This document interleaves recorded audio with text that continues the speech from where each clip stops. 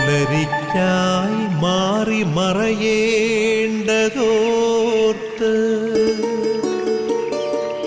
ചന്ദ്രനക്ഷത്രാദികൾ വിതുമ്പുമ്പോൾ മാറ്റമില്ലാതെങ്ങും വിരാജിക്കും ദൈവമേ, അങ്ങയെ വാഴ്ത്തുന്നു ഞങ്ങൾ. ഉദിച്ചെങ്ങും പ്രഭതൂകും പാരിലെ സൂര്യരശ്മിയേക്കാൾ പ്രശോഭിച്ചെന്നും പ്രസാദമേകുന്ന ദൈവമേ, അങ്ങേ മഹിമാവെത്ര മനോജ്ഞം.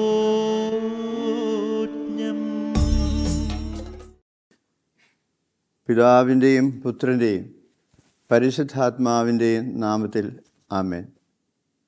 ഈശോയ്ക്ക് ഏറെ പ്രിയപ്പെട്ടവരെ, ഗുഡ്നസ് ടി വി നിങ്ങൾക്കായി തയ്യാറാക്കുന്ന പ്രഭാത വിരുന്നിലേക്ക് നിങ്ങളെ എല്ലാവരെയും ഈ പ്രഭാതത്തിൽ സ്നേഹപൂർവ്വം സ്വാഗതം ചെയ്യുന്നു. ബൈബിളിലെ പ്രഭാഷകൻ്റെ പുസ്തകം 33:17 വളരെ മനോഹരമായ ഒരു കാര്യം നമ്മോട് പറയുന്നുണ്ട്. കർത്താവിൻ്റെ അനുഗ്രഹം കൊണ്ട് ഞാൻ മുൻപന്തിയിലെത്തി. കർത്താവിൻ്റെ അനുഗ്രഹം കൊണ്ട് ഞാൻ മുൻപന്തിയിലെത്തി എന്നാണ് പറയുക. നമ്മളൊരു ദിവസം ആരംഭിക്കുമ്പോൾ എല്ലാത്തിലും മുൻപന്തിയിലെത്തണം എന്നുള്ളൊരു താല്പര്യം നമ്മുടെ മനസ്സിലില്ലേ? അതുകൊണ്ട് എല്ലാത്തിനും മുമ്പിൽ നിൽക്കാൻ നമുക്ക് ഈ ദിവസത്തിലെ എല്ലാ കാര്യങ്ങളും കർത്താവിൻ്റെ കരങ്ങളിൽ ഭരമേൽപ്പിക്കാം. അപ്പോൾ അവിടെ നിന്നെല്ലാം കാത്തുകൊള്ളുമെന്ന് നമുക്കറിയാം. മുഴുവനും കർത്താവിന് ഭരമേൽപ്പിക്കുമ്പോൾ കർത്താവ് മുഴുവനും പരിശുദ്ധാത്മാവ് കൊണ്ട് നിറയ്ക്കും. കൃപാവരം കൊണ്ട്, ഈ ദിവസത്തേക്ക് ആവശ്യമുള്ള നന്മ കൊണ്ട്, വിവേകം കൊണ്ട്, മറ്റ് അനുഗ്രഹങ്ങൾ കൊണ്ട് ദൈവം നമ്മളെ നിറയ്ക്കട്ടെ. അതിനായിട്ട് നമുക്ക് കണ്ണുകളൊക്കെ അടച്ച് ഒരു നിമിഷം ഈ ദിവസത്തെ എല്ലാ കാര്യങ്ങളും കർത്താവിന് ഭരമേൽപ്പിച്ച് കർത്താവിൻ്റെ അനുഗ്രഹം മൂലം എനിക്ക് മുൻപന്തിയിലെത്തണം എന്ന ഒരു ചിന്തയോടുകൂടി ഒരു നിമിഷം നമുക്ക് കണ്ണുകളൊക്കെ അടച്ച് കർത്താവിനോട് പ്രാർത്ഥിക്കാം. പരിശുദ്ധ അമ്മയിലൂടെ നമുക്ക് ഈ പ്രാർത്ഥന ഈശോയ്ക്ക് സമർപ്പിക്കാം. നന്മ നിറഞ്ഞ മറിയമേ സ്വസ്തി, കർത്താവ് അങ്ങയോടുകൂടെ സ്ത്രീകളിൽ അങ്ങ് അനുഗ്രഹിക്കപ്പെട്ടവളാകുന്നു. അങ്ങയുടെ ഉദരഫലമായ ഈശോ അനുഗ്രഹിക്കപ്പെട്ടവനാകുന്നു. പരിശുദ്ധ മറിയമേ തമ്പുരാൻ്റെ അമ്മേ, പാപികളായ ഞങ്ങൾക്ക് വേണ്ടി ഇപ്പോഴും ഞങ്ങളുടെ മരണസമയത്തും തമ്പുരാനോട് അപേക്ഷിക്കണമേ. ആമേൻ. നമുക്കൊരു നല്ല നിയോഗം കൂടെ മനസ്സിലോർക്കാം. ഈ ശുശ്രൂഷ പ്രത്യേകമായി കുടുംബങ്ങൾക്കൊക്കെ വേണ്ടി അധ്വാനിച്ച് ജോലി ചെയ്ത് കഷ്ടപ്പെട്ട് ജീവിക്കുന്ന കുടുംബനാഥന്മാരെ നമുക്ക് പ്രത്യേകം സ്മരിച്ചുകൊണ്ട് അവർക്കായി ശുശ്രൂഷ നമുക്ക് കർത്താവിന് സമർപ്പിക്കാം. ഒപ്പം നമ്മുടെ വ്യക്തിപരമായ നല്ല നിയോഗങ്ങളെയും നമുക്ക് ഓർമ്മിക്കുകയും ചെയ്യാം. തൂമഞ്ഞിൽ വിടരും പുഷ്പസുഗന്ധമെത്രയോ ഹൃദ്യം, പരിമളത്തിനുറവയാം നറുസൗരഭ്യമാകട്ടെ ഞങ്ങളുമീ മണ്ണിൽ.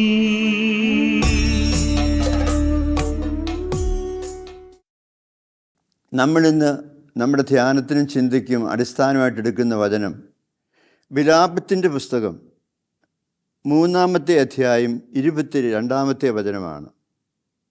കർത്താവിൻ്റെ സ്നേഹം ഒരിക്കലും അസ്തമിക്കുന്നില്ല, അവിടുത്തെ കാരുണ്യം അവസാനിക്കുന്നുമില്ല. ഓരോ പ്രഭാതത്തിലും അത് പുതിയതാണ്. അവിടുത്തെ വിശ്വസ്തത ഉന്നതമാണ്. കർത്താവ് എൻ്റെ ഓഹരി, അവിടുന്നാണ് എൻ്റെ പ്രത്യാശ എന്ന് ഞാൻ പറയുന്നു. അപ്പം അസ്തമിക്കാത്ത ഒരു സ്നേഹത്തിൻ്റെ ഉറവിടത്തിലേക്കാണ് നമ്മൾ ഉറ്റുനോക്കുക. അപ്പോൾ നമ്മൾ കർത്താവിൻ്റെ സ്നേഹം അവിടെ കണ്ടെത്തുന്നു എന്ന് നമുക്കറിയാം. എല്ലാത്തിൻ്റെയും പുതുമ തേടുന്നവരല്ലേ നമ്മൾ. വസ്തുക്കൾ വാങ്ങുമ്പോൾ, സാധനങ്ങൾ വാങ്ങുമ്പോഴൊക്കെ പഴയതാരും വാങ്ങാറില്ല. അതേസമയം പുതുതായിട്ടുള്ളതൊക്കെ വാങ്ങാൻ നമുക്ക് താല്പര്യമുണ്ട്. അപ്പം നമുക്കിവിടെ ഒരു 3 കാര്യങ്ങൾ ഇതിനോട് ചേർത്ത് വെച്ച് കാണാൻ സാധിക്കും. ഒന്ന്, നമുക്കൊരാകർഷണം തോന്നും പുതിയ കാര്യങ്ങളോട്. 2, നമ്മളതിൻ്റെ ഗുണമേന്മയെക്കുറിച്ച് നമ്മൾ അന്വേഷിക്കും.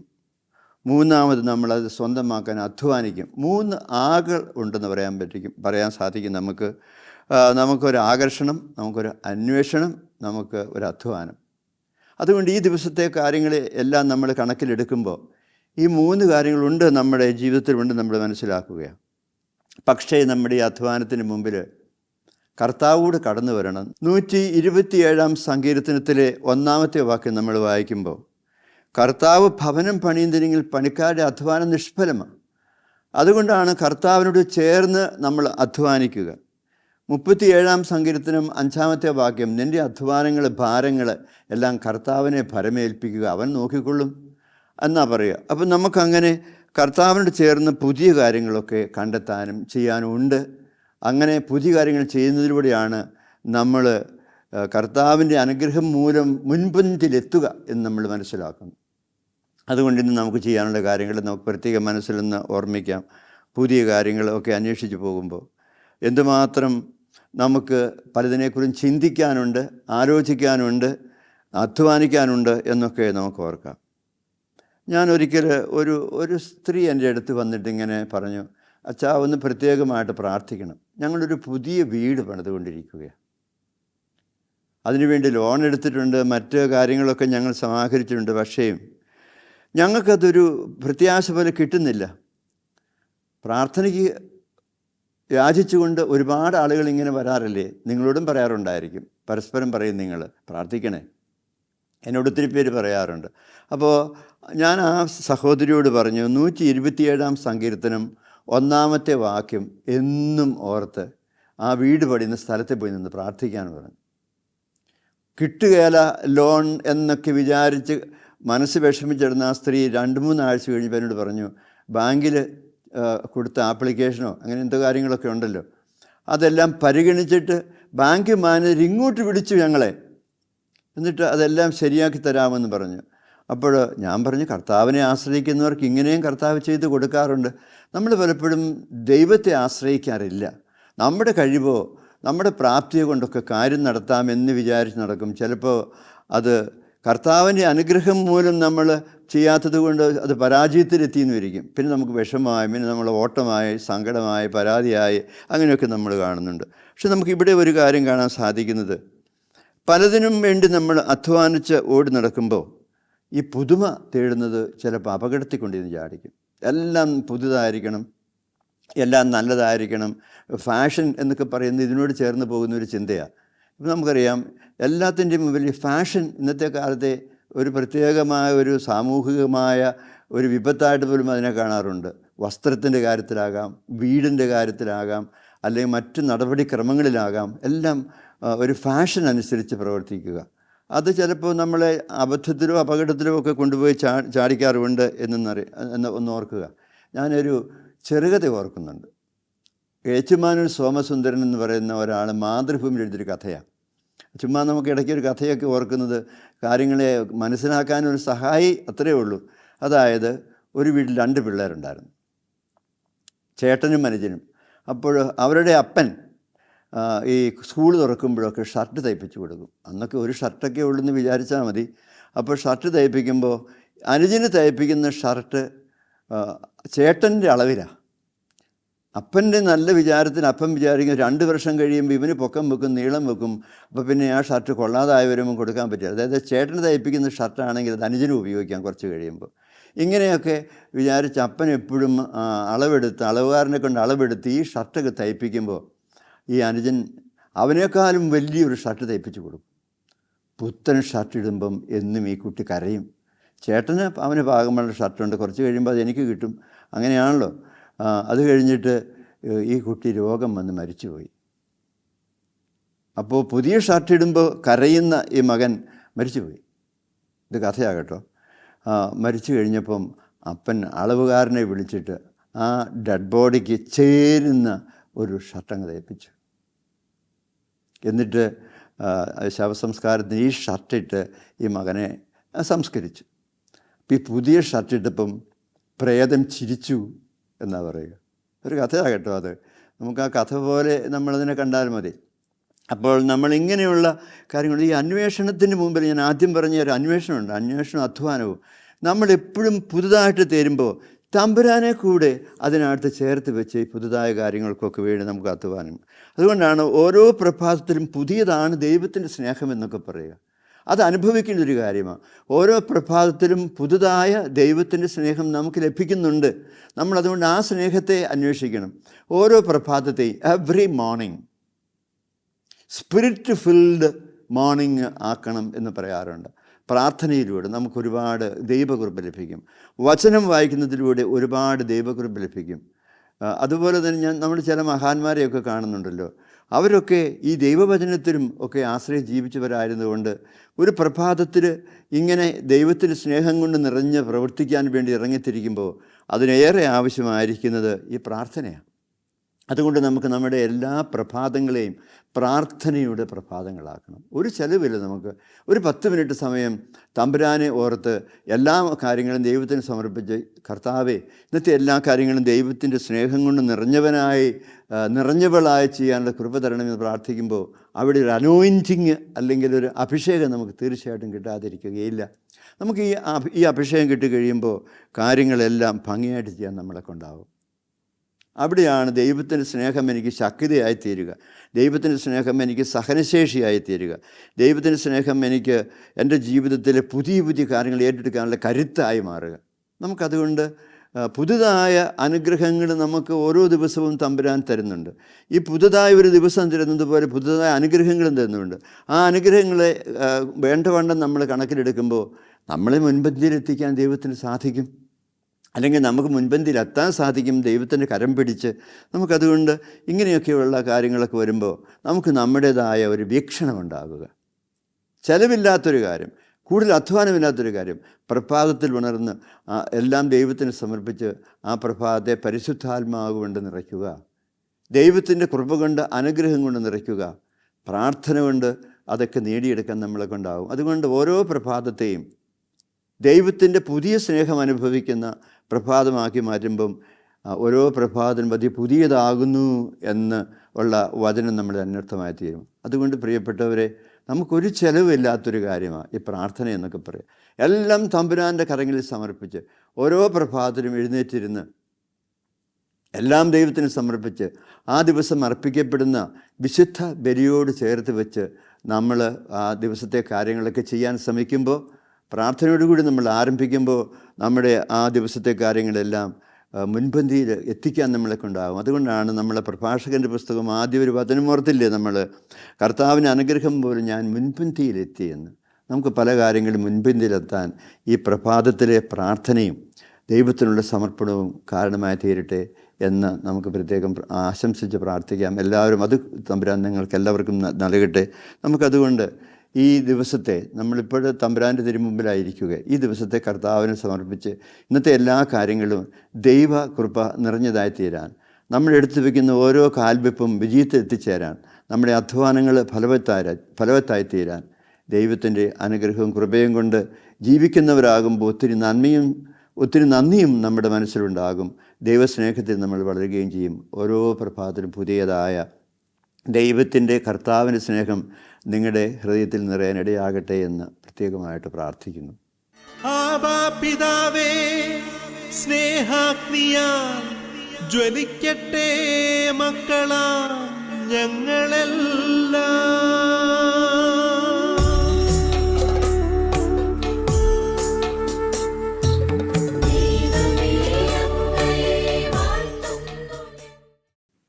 പ്രിയപ്പെട്ടവരെ, നമുക്ക് പ്രാർത്ഥിക്കാം അല്പസമയം.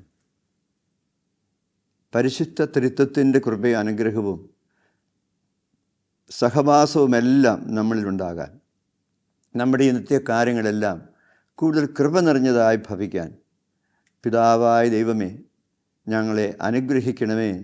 അങ്ങയുടെ പൈതൃകമായ പരിപാലനയിൽ ഈ ദിവസത്തെ കാത്തു സൂക്ഷിക്കാൻ അങ്ങ് കനിവുണ്ടാകണമേ എന്ന് നമുക്ക് പ്രാർത്ഥിക്കാം. നമ്മുടെ രക്ഷകനും നാഥനുമായ ഈശോയെ നമുക്ക് ഓർമ്മിക്കാം. നമ്മുടെ ജീവിതം എങ്ങനെയായിരിക്കണമെന്ന് ഈശോയിലേക്ക് നോക്കിയാണ് നമ്മൾ തീരുമാനിക്കേണ്ടത്. അതുകൊണ്ട് ഈശോയെ ഈ ദിവസം അങ്ങിലേക്ക് നോക്കി ജീവിക്കാൻ ഞങ്ങളെ അനുഗ്രഹിക്കണമെന്ന് നമുക്ക് പ്രത്യേകം ഈ സമയം പ്രാർത്ഥിക്കാം. ദൈവത്തിൻ്റെ ആത്മാവ് നിറയുമ്പോഴാണ് നമ്മൾ ശക്തിപ്പെടുക. പ്രതിസന്ധികൾ, പ്രശ്നങ്ങൾ, സങ്കടങ്ങൾ, ദുഃഖങ്ങൾ എല്ലാം നമ്മുടെ മുമ്പിൽ നിന്ന് കടന്നു വരാൻ സാധ്യതയുള്ളതുകൊണ്ട് അതിനെയൊക്കെ അതിജീവിക്കാൻ കഴിയുന്ന പരിശുദ്ധാത്മാവിൻ്റെ കൃപ ഞങ്ങൾ നിറയ്ക്കണമേ ഈ ദിവസം പ്രത്യേകമായി എന്ന് നമുക്ക് കണ്ണുകളൊക്കെ അടച്ചിരുന്ന് ഒരു നിമിഷം പ്രാർത്ഥിക്കാം. ഈശോയുടെ കൃപ നിറയട്ടെ നമ്മുടെ എല്ലാവരുടെയും ജീവിതങ്ങളിൽ. പിതാവായ ദൈവത്തിൻ്റെ സ്നേഹത്തിൻ്റെ അനുഭവത്തിൽ നമ്മൾ ഇന്നും വളരട്ടെ. പരിശുദ്ധാത്മാവായ ദൈവം നമ്മളെ എല്ലാവരെയും ശക്തിപ്പെടുത്തി സഹായിക്കട്ടെ. നമുക്ക് ആ കൃപയിലേക്ക് നമ്മളെ തന്നെ സമർപ്പിച്ച് പ്രാർത്ഥിക്കാം. അതുപോലെ തന്നെ നമ്മളോട് പ്രാർത്ഥനാ സഹായം ചോദിച്ചിട്ടുള്ള, പ്രാർത്ഥിക്കണമേ എന്ന് പറഞ്ഞിട്ടുള്ള ഒരുപാട് സഹോദരങ്ങളുണ്ട്. അല്ലെങ്കിൽ നമ്മൾ പ്രാർത്ഥിക്കാൻ കടപ്പെടുന്നവരുണ്ട്, നമ്മുടെ നിയോഗങ്ങളുണ്ട്. അതെല്ലാം നമുക്ക് ഈ സമയം കണ്ണുകളൊക്കെ അടച്ച് കരങ്ങൾ കൂപ്പി കർത്താവിൻ്റെ പക്കൽ സമർപ്പിച്ച് നിൻ്റെ അനുഗ്രഹത്തിൻ്റെ കരം എല്ലാവരുടെയും മേലും വയ്ക്കണമേ കർത്താവേ എന്ന് നമുക്ക് പ്രത്യേകമായിട്ട് പ്രാർത്ഥിക്കാം. ഈ പ്രാർത്ഥനകളെല്ലാം മധ്യസ്ഥതയിലൂടെ നമുക്ക് കർത്താവിനെ സംരക്ഷിക്കാം. പരിശുദ്ധ അമ്മയുടെ മാധ്യസ്ഥ നമുക്ക് പ്രത്യേകമായിട്ട് പ്രാർത്ഥിക്കാം. മരിയ കൂടാരങ്ങളിൽ ഈ സമയം പ്രാർത്ഥനയിൽ ചെലവഴിക്കുന്ന എല്ലാ സഹോദരങ്ങളെയും അവരുടെ നിയോഗങ്ങളും നമുക്ക് പ്രത്യേകമായിട്ട് ഓർക്കാം. ഈ പ്രാർത്ഥനകളെല്ലാം സകല വിശുദ്ധരുടെയും യോഗ്യതകളിലൂടെ, പ്രത്യേകിച്ച് നമ്മുടെ പേരിൻ്റെ കാരണഭൂതനായ വിശുദ്ധൻ അല്ലെങ്കിൽ വിശുദ്ധ, നമ്മുടെ ഇടവകയുടെ മധ്യസ്ഥനായ വിശുദ്ധൻ അല്ലെങ്കിൽ വിശുദ്ധ, അവരുടെയൊക്കെ മാധ്യസ്ഥം നമുക്ക് പ്രത്യേകമായിട്ട് പ്രാർത്ഥിക്കാം. സകല മാലാഖമാരും സകല വിശുദ്ധരും ചേർന്ന് നമുക്ക് വേണ്ടി പ്രാർത്ഥിക്കും. നമ്മുടെ പ്രാർത്ഥനകൾ തമ്പുരാൻ്റെ പക്കൽ ശക്തിയുള്ളതായി തീരും നമുക്കറിയാവുന്നത് കൊണ്ട് അവരുടെയൊക്കെ മാധ്യസ്ഥം അപേക്ഷിച്ച് നമുക്ക് പ്രത്യേകമായിട്ട് പ്രാർത്ഥിക്കാം. ഇന്നത്തെ എല്ലാ കാര്യങ്ങളും ദൈവ അനുഗ്രഹവും കൃപയും നിറഞ്ഞതായി തീരാൻ, ദൈവസ്നേഹത്തിൻ്റെ അനുഭവം ധാരാളം നമ്മളിൽ ഉണ്ടാകാൻ പ്രാർത്ഥിച്ചുകൊണ്ട് നമുക്ക് കർത്താവിൻ്റെ ആശീർവാദം സ്വീകരിക്കാൻ നമുക്ക് നമ്മളെ തന്നെ ഒരുക്കാം.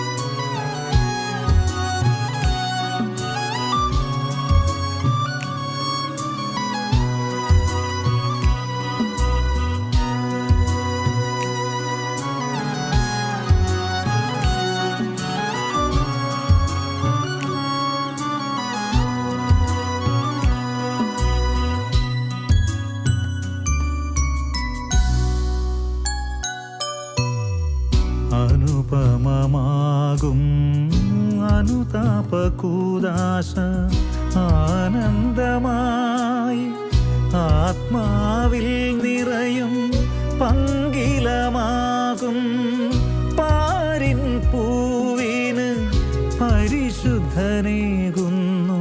പരിമളം വീണ്ടും. അനുപമമാകും അനുതാപകൂദാശ ആനന്ദമായി ആത്മാവിൽ നിറയും പങ്കിലമാകും പാരിൻ പൂവിന് പരിശുദ്ധനേകുന്നു പരിമളം വീണ്ടും. അനുപമമാകും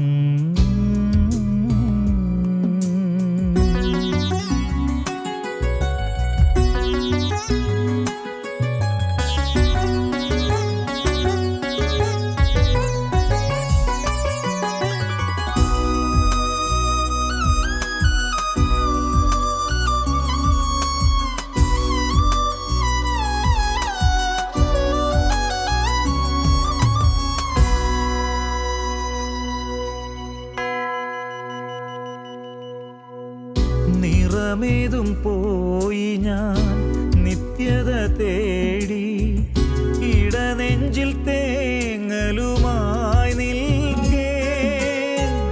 നിറമേതും പോയി ഞാൻ നിത്യത തേടി ഇടനെഞ്ചിൽ തേങ്ങലുമായി നിൽക്കേ. നിത്യപുരോഹിത ആശ്വാസതീരമായി തീർന്നിടുമീ കൂദാശയിൽ നീ ചേർക്കണേ നിന്ദയാവായ്പിലെന്നെ.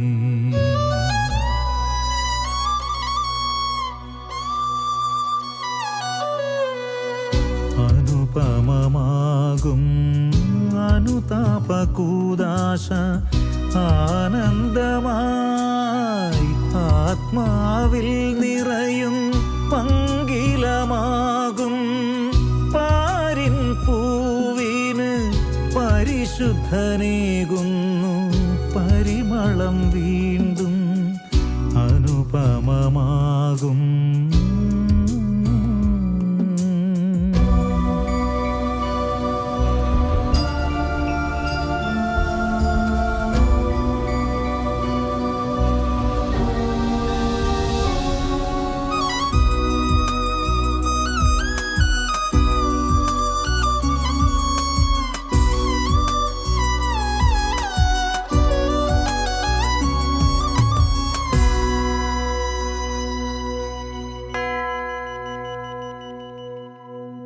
പകലിൻ നടുവിലും പാതിരായിരുൾ പോൽ പാപങ്ങളും എന്നും വരവും. പകലിൻ നടുവിലും പാതിരായിരുൾ പോൽ പാപങ്ങളും എന്നും വരവും. സോദരരോടും നിന്നോടുമെന്നുമേ ചൊല്ലുന്നൊരു വേള ഇത് വീടണയുന്നൊരു സുഖമാണിത്.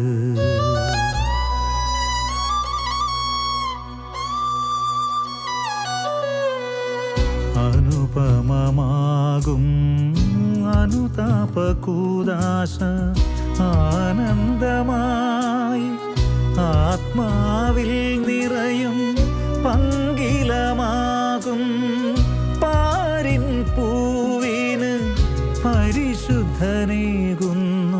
പരിമളം വീണ്ടും അനുപമമാകും അനുതാപകൂദാശ ആനന്ദമായി ആത്മാവിൽ നിറയും പങ്കിലമാകും പാരിൻ പൂവിന് പരിശുദ്ധനേകുന്നു പരിമളം വീണ്ടും അനുപമമാകും.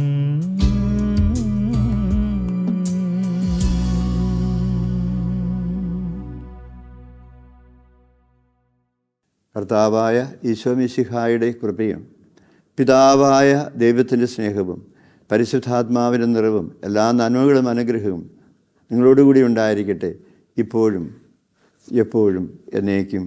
ആമേൻ. ഈ ദിവസം ദൈവസ്നേഹത്തിൻ്റെ പുത്തൻ അനുഭവങ്ങളുള്ള ദൈവ കൃപ നമ്മൾ നിറയുന്ന ഒരു നല്ല ദിവസം ആയി തീരട്ടെ എന്ന് പ്രാർത്ഥിക്കുന്നു. നിങ്ങൾക്കെല്ലാവർക്കും ദൈവാനുഗ്രഹം നേരുന്നു. ആമേൻ.